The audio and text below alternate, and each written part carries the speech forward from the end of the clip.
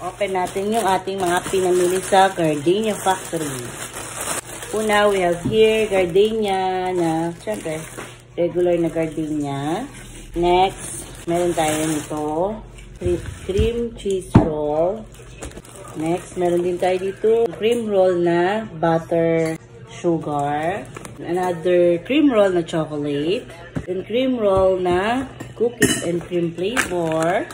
And then, we have Coffee Smile, a cafe latte. Tapos, meron din tayong mocha latte.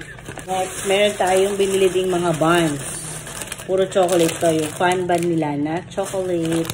Then, 1, 2, 3, and 4.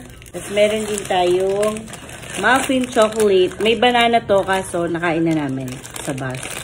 Yan. So, ito yung mga pinamili ko sa Gardenia Factory nung tour kahapon.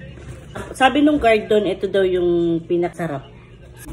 Butter sugar, cookies and cream, tsaka chocolate flavor. Ayan.